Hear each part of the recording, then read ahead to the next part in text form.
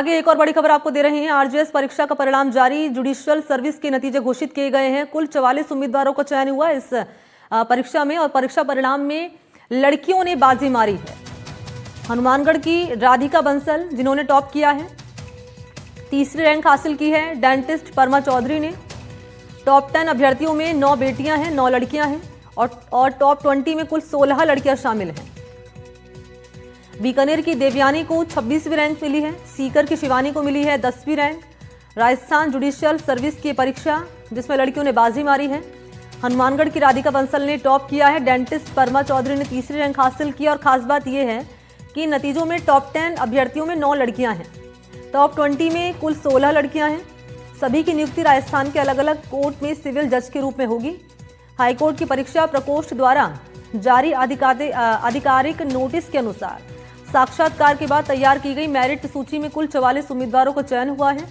Notice के अनुसार ये भर्ती राजस्थान न्यायिक सेवा नियम 2010 के प्रावधानों के तहत की गई है और चयन पूरी तरह मेरिट आधार पर किया गया है।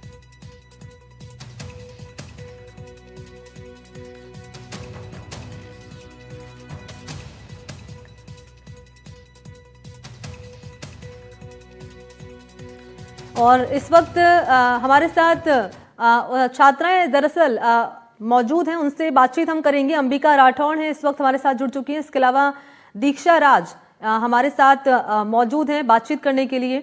सबसे पहले आप दोनों का स्वागत एनडीटीवी राजस्थान पर। Thank you. अंबिका जी, सबसे पहले मैं आपके पास ही आऊंगी। ये परीक्षा परिणाम जारी किया गया है और बेटियों ने बाजी मारी है, कैसा महसूस हो रहा है? क्या आप कहना चाहेंगे? पहला कमेंट आपका। बहुत अच्छा फील हो रहा है डेफिनेटली। बिल्कुल, और यही सवाल दीक्षा आपसे मेरा रहेगा कि आप कहेंगी उन तमाम अभ्यर्थियों से जो कि तैयारी कर रहे हैं, अभी परस्यू कर रहे हैं, और उनके लिए क्या टिप्स आप देना चाहेंगी? और पहला कमेंट कैसा लग रहा है आपको? मुझे बहुत अच्छा लग रहा है। कल तक तो मुझे विश्वास ही नहीं हो रहा था, अब धीरे धीरे हो रहा है। और बस मैं यही कहना चाहूंगी कि परसिवियरेंस बहुत इम्पोर्टेंट है। बिल्कुल, कैसे आपने तैयारी करी अंबिका राठौड़ जी? मैं चाहूंगी आप विस्तार से बताएं कि कैसे आपने तैयारी करी और कैसे कौन कौन से चैलेंजेस आपके सामने आए, कौन आपका इंस्पिरेशन रहा कि आपने ये फील्ड चुना कि मुझे इस फील्ड में आगे बढ़ना है? मैम, मैं हमेशा 8 to 10 आवर्स पढ़ने का ट्राई करती थी, हमेशा ही, चाहे कुछ मेरा मन हो या ना हो। जी। और उसके अलावा मैं लगातार रिवीजन करती थी। और मेरे भाई भी एडवोकेट ही हैं, वो जयपुर प्रैक्टिस करते हैं, तो उनसे मुझे काफ़ी हेल्प मिली। मुझे कुछ भी डाउट्स होते थे तो मैं उनसे हेल्प लेती थी, वो मेरे को पूरा सपोर्ट करते थे हम्म। लीगल मैटर्स में और प्रैक्टिकल नॉलेज के लिए। जी। अंबिका जी, आपकी रैंक क्या आई है? एक बार मैं चाहूंगी दर्शकों तक आप वो जानकारी साझा करें। जी, मेरी 3rd रैंक आई है। 3rd रैंक आई है। और दीक्षा जी, आपकी? मेरी 7th रैंक है। 7th रैंक आई है और ये अच्छी रैंक मानी जाती है। और आपने जैसे बताया यहाँ पर अंबिका जी कैसे आपने तैयारी करी। और दीक्षा, सवाल आपसे मेरा रहेगा कि आपने कैसे प्रेपरेशन करी, क्या आपका पूरा रूटीन रहता था और कौन इंस्पिरेशन रहा जिसके आधार पर आपने ये डिसाइड किया कि मुझे इस फील्ड में आगे परस्यू करना है? रूटीन मेरा ये रहता था, एक तो योगा मेरी हॉबी है, तो मैं सोचती थी कि मैं रोज योगा जी। कर पाऊं। उसके बाद मैं 8 घंटे पढ़ने का ट्राई करती थी। हम्म। और इंस्पिरेशन मेरे मम्मी पापा रहे हैं हमेशा से। बिल्कुल, और क्योंकि हम देखते हैं यहाँ पर दीक्षा जी की आज की तारीख में जो स्टूडेंट्स हैं, अभ्यर्थी हैं, वो बहुत जल्दी उनका मोराल डाउन हो जाता है या डिप्रेशन में वो आ जाते हैं, मार्क्स कम मिलते हैं, उनको लगता है फर्स्ट स्टेज में ही अगर हमें अच्छे मार्क्स नहीं मिले तो हम अब गिव अप कर देंगे। आप उन स्टूडेंट्स से क्या कहना चाहेंगी कि क्या नहीं करना है और क्या क्या करना है, किन बातों को मतलब फॉलो करना है अपनी लाइफ में? आई थिंक मुझे ऐसा लगता है कि मेरा भी पिछली बार कुछ मार्क्स से रह गया था, तो बट अगर आप कंसिस्टेंटली ट्राई करो और अच्छा अच्छा सोचो तो एट द एंड अच्छा ही होता है। तो इसलिए गिव अप नहीं करना चाहिए, जी। हमेशा ट्राई करते रहना चाहिए। बिल्कुल। अंबिका जी, मैं एक बार कंफर्म करना चाहती हूँ आपसे कि आप अपने जॉब के साथ साथ ही शायद ये पढ़ाई कर रही थी, या दीक्षा जी आपसे सवाल नहीं रहेगा? नहीं मैम, मैं पूरी तरह मैं से जुडिशरी के लिए ही जी। प्रिपेयर कर रही थी, जॉब नहीं कर रही थी जी कोई। जी। दीक्षा जी? मैं भी जॉब नहीं कर रही थी, मैंने बस मास्टर्स करा था, हाँ उसके जी। बाद मैं प्रिपेयर प्रिपेयर कर रही थी।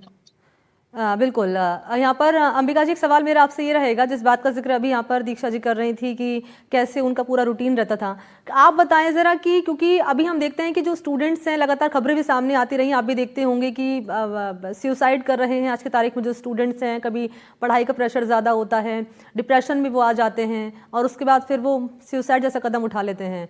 किस लिए? क्योंकि मार्क्स कम आते हैं, पढ़ाई का प्रेशर उन पर ज़्यादा होता है। आपने कैसे पूरा मेंटेन किया और उन अभ्यर्थियों से आप क्या कहना चाहेंगे कि गिव अप नहीं करना है, और अगर फर्स्ट अटेम्प्ट नहीं क्लियर हुआ है तो फिर आगे आपको कैसे परस्यू करना है, कैसे कंटिन्यू करना है? मैं चाहूँगी आप ये बताएं विस्तार से हमारे दर्शकों को, स्पेशली स्टूडेंट्स को।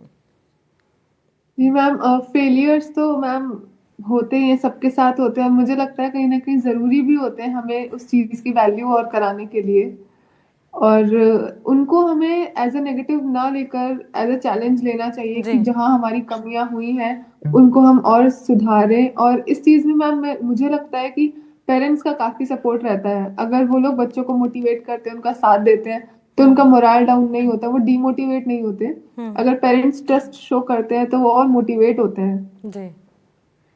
तो उनको, पेरेंट्स को ज्यादा बच्चों को मोटिवेट रखना चाहिए, ना कि उनको हताश करना चाहिए। हम्म। तो जिससे कि वो और मेहनत कर सके, अपने फेलियर से सीख सके और अगली बार और मेहनत कर सके। और दीक्षा जी, क्योंकि सिविल जज के रूप में अब आपकी नियुक्ति होगी कोर्ट में, और आपने देखा भी होगा कि आज की तारीख में अगर हम कोर्ट की बात कर ली जाए, मसलन हाई कोर्ट हो, सिविल कोर्ट हो, सीजेएम कोर्ट, वहाँ पर बहुत केसेस पेंडिंग होते हैं और चुनौतियाँ भी कहीं ना कहीं जजेस के सामने होती हैं। क्या आप चैलेंजेस मानती हैं अपने सामने जिन पर आपको काम करना है, और क्या आपका गोल रहने वाला है कि अगर मैं अभी आगे इस फील्ड में जाऊंगी तो क्या करना है? ये मुझे ऐसा ही लगता है कि ये मतलब एक ऐसी जॉब है जिससे आप सोसाइटी में थोड़ी वैल्यू ऐड कर सकते हो, जी। जो बाकी फील्ड में नहीं है, लॉ के सेक्टर में। तो बस मैं यही चाहूंगी कि मैं अच्छे से अपना काम कर पाऊं। हम्म। और अंबिका जी, आप? मैम यही रहेगा कि अपना फुल इंटेग्रिटी से, डेडिकेशन से, ऑनेस्टी से अपनी जॉब को करें हम्म। और जस्टिस डिलीवर करें स्पीडीली, बिना किसी देरी के। चैलेंजेस क्या मानते हैं आप दोनों से मेरा एक यही सवाल रहेगा। पहले, सबसे पहले अंबिका जी आपसे, चैलेंजेस क्या रहने वाले हैं? मतलब जिन पे फर्स्ट आप जाते ही, जिस पे आप आपको एकदम लग जाना है, काम करना है कि भाई अब मुझे जाना है, अब इस पर सबसे पहले काम करना है। मैम सबसे पहले तो अपनी जॉब, जो भी मेरा वर्क है, उसको अच्छे से सीखना है, उसको ही अच्छे से अपनी फुल डेडिकेशन से, हार्ड वर्क से और ऑनेस्टी से पूरा करना है। हम्म। और जस्टिस डिलीवर करना है अपना डिसिप्लिन्ड वे में एक। जी। और दीक्षा जी, आप क्या कहेंगे? बिल्कुल, ये पेंडेंसी बहुत बड़ा चैलेंज है, और अभी क्योंकि प्रैक्टिकली भी बहुत चीजें सीखनी है धीरे धीरे, तो ये हम्म। बहुत चैलेंजिंग रहेगा। बट वो ही है कि अभी तक जैसे हार्ड वर्क करा है, आगे भी ऐसे ही कर पाए। बिल्कुल, हार्ड वर्क जो किया है वो आगे कंटिन्यू करना चाहेंगे, ये आप दोनों बता रहे हैं। और यहाँ पर अंबिका जी हमारे साथ जुड़ी हुई हैं और दीक्षा जी हमारे साथ बने हुए हैं। और क्योंकि यहाँ पर मेरा आपसे सवाल ये रहने वाला है दीक्षा जी, जैसे कि आपने बताया कि आपकी 7th रैंक आई है, एम आई राइट? Yes yes. तो ये रैंक बहुत अच्छे रैंक पे मानी जाती है। 7th रैंक हो गई, 5th 6th 1st 2nd, ये अच्छी रैंक पे मानी जाती है। यहाँ तक क्या आपका पूरा रूटीन, कैसे आप दिन की शुरुआत होती थी, और कैसे पूरा पढ़ाई का पूरा पूरा प्रोसेस रहता था, कितने घंटे आप पढ़ाई करते थे, और कैसे खुद को मोटिवेट रखना होता था कि मुझे पॉजिटिव रहना है, नहीं मुझे गिव अप नहीं करना है? मैं चाहूँगी एक बार बताएं ये वाली चीज़ आप बिल्कुल डिस्क्राइब करके। बिल्कुल, जैसे अभी अंबिका ने बताया, वही बात है कि फैमिली का सपोर्ट बहुत ज्यादा इम्पोर्टेंट होता है इसके अंदर। तो मैं भी यही बताऊंगी कि मेरा रूटीन ये रहता था कि मैं सुबह सुबह योगा करती थी। उसके बाद मैं ट्राई करती थी कि मैं एटलीस्ट 8 घंटे रोज पढ़ पाऊँ। हम्म। तो बस यही मेरा रूटीन जी। रहता था। अब हर फेज में अलग अलग, जैसे प्री में थोड़ा टेस्ट सीरीज पे ज्यादा फोकस करना पड़ता है, एमसीक्यू ज्यादा सॉल्व करने पड़ते हैं, मेंस में हम्म। थोड़ा लैंग्वेज ऐसे पे ज्यादा ध्यान देना पड़ता है। तो हर स्टेज की प्रिपरेशन अलग तरीके से होती है। जी। और हमने ये भी देखा है यहाँ पर अंबिका जी, जिससे कि आपने 7th रैंक हासिल की है, आपके इन्होंने 3rd रैंक हासिल किया, इस तरह से। तो जो अभ्यर्थी लड़कियां रही, छात्राएं रही, छात्र रहे, वो अगर क्लियर नहीं कर पाए, उनका इस बार नंबर नहीं आ पाया है, उनके लिए आप क्या कहेंगे? मैम उनके लिए यही कहेंगे कि उन्होंने भी मेहनत तो फुल करी होगी, नो डाउट। हम्म। बट होता है, लक भी होता है। एंड मेहनत तो होती है। तो नेक्स्ट टाइम में और मेहनत करें, जो कमियां रही हैं उन पे जी फोकस करें, तो जी। सक्सेस जरूर ही आएगी। क्योंकि जज बनना बहुत आसान नहीं होता है, काफ़ी मुश्किलें पढ़ाई मानी जाती हैं और यस कानून की मैम। पढ़ाई करनी पड़ती है, सेक्शंस, तमाम तरह की धाराएं याद करनी पड़ती हैं। डेफिनेटली ये बहुत हार्ड होगा, हार्ड पढ़ाई होती है। लेकिन मैं ये जानना चाहूँगी, आज के दौर में हम देख रहे हैं, हम सोशल मीडिया के दौर में जी रहे हैं। आज का जो यूथ है वो सोशल मीडिया पर ज़्यादा टाइम स्पेंड करता है। क्या आप सोशल मीडिया का इस्तेमाल करते थे पढ़ाई के टाइम पे, या फिर मोबाइल साइड में रख दिया कि अभी मुझे जज बनना है, बाकी जो मोबाइल है बाद में चलाया जाएगा? अंबिका जी। मैम सोशल मीडिया तो मैं इतना यूज नहीं करती थी। हम्म। और मेरे को तो जितना पढ़ाई से टाइम मिलता था मैं अपनी फैमिली के साथ ही स्पेंड करती थी उसको, जी। क्योंकि पढ़ाई में ज्यादातर होते हो तो आप फैमिली को भी टाइम नहीं दे पाते हो। मैं मोबाइल का फैमिली के इस्तेमाल साथ करते ही थे ज्यादा। आप? हाँ जी। मोबाइल का इस्तेमाल पढ़ाई के तौर पे करते थे, या फिर जैसे कि अभी मैंने बताया सोशल मीडिया में आजकल तो तमाम तरह की एप्लीकेशंस आ गई हैं? नहीं मैम, थोड़ा बहुत बाकी ज्यादा नहीं करती थी मैं जी। सोशल मीडिया पे, तो नहीं और करती थी। दीक्षा जी, आप क्या कहेंगे इस पे? कितना मैंने फ़ोन एकदम इस्तेमाल सोशल करना चाहिए मीडिया दीक्षा तो जी, मैक्सिमम? हाँ, सोशल मीडिया तो एकदम मैंने बंद कर दिया था। मैंने बिल्कुल यूज नहीं करा था प्रिपरेशन के टाइम। यूट्यूब में जरूर देखा करती थी, अगर मुझे कोई चीज समझ नहीं आती थी तो मैं कोई लेक्चर ढूंढने की कोशिश करती थी उसके ऊपर, बट मैं जी। सोशल मीडिया बिल्कुल यूज नहीं करती थी। और एनडीटीवी के माध्यम से क्या कहना चाहेंगे हमारे दर्शकों को, आप एक एक करके, छोटा सा कमेंट?